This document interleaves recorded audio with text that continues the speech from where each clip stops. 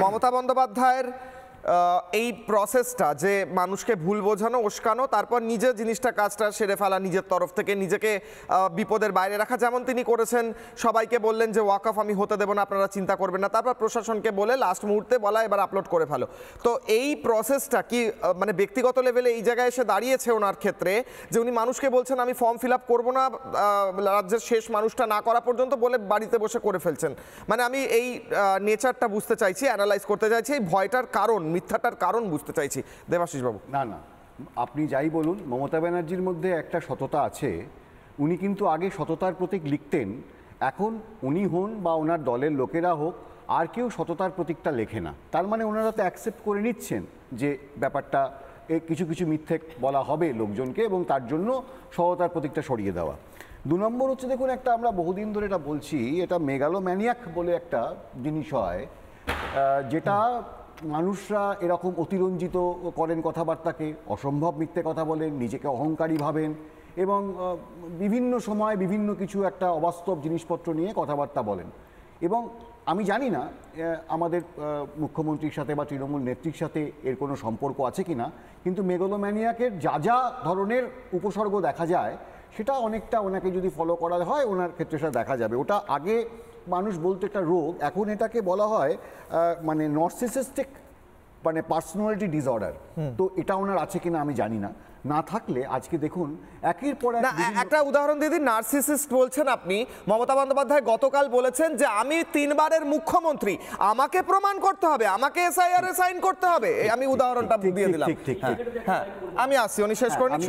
আমি বলছি, দেখুন, আমরা তো প্রথম থেকেই জানতাম, যেটা নিয়ে বারবার কথা বলা হয়েছিল, আমরা বলেছিলাম এসআইআর করা নিশ্চয়ই দরকার, কিন্তু এটা সময় নিয়ে করা দরকার। কারণ যেখানে প্রশাসনটা তৃণমূলের, যেখানে বিএলওরা তৃণমূলের, সেখানে আমরা আর কি এক্সপেক্ট করব? তাই আমি আবার বলছি, আমি আগের বারও আপনার কাছে এখানে এসে বলেছিলাম, এসআইআর এর সব থেকে বড় সমর্থক আমাদের মুখ্যমন্ত্রী, আমাদের তৃণমূল নেত্রী। উনি সব থেকে আগে চান যে এসআইআরটা হোক, এবং সেই জন্য যেখানে যেখানে যে যে সমস্যাগুলো হবার সেগুলোকে উনি সময় নিয়ে বিএলওকে কোনো জায়গায় ম্যানিপুলেট করে বা অন্যান্য কাগজপত্র ম্যানিপুলেট করে যে যেগুলো করার দরকার সেগুলো করে ফেলেছেন, সেই ঘটনাগুলো ঘটে গেছে। অতএব আপনি যখন আজকে রেজাল্ট বেরোবে, এবং উনি আজকে বারবার যেটা বলছেন, এই যে উস্কে দেওয়ার একটা জিনিস, যে কারো যদি নাম বাদ যায় আমি দেখে নেবো, এই করবো সেই করবো ইত্যাদি ইত্যাদি, এটা কি? এটা হচ্ছে এই যে আমি আপনি সবাই মিলে চেঁচাবো, এটা কি হচ্ছে? তার মানে যাদের নাম থাকবে না তাদের উনি কাগজপত্র বানিয়ে দেবেন। উনি কিচ্ছু করবেন না, যেগুলো করবার সেগুলো অলরেডি হয়ে গেছে, ডান।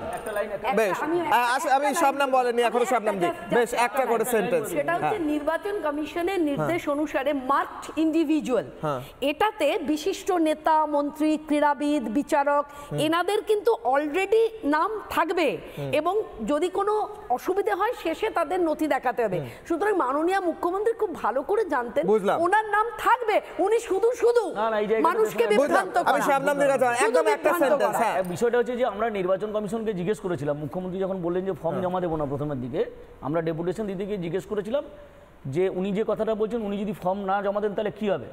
পরিষ্কার করে কিন্তু নির্বাচন কমিশন বলেছিল ওনার নাম থাকবে না ড্রাফটে, পরিষ্কার কথা।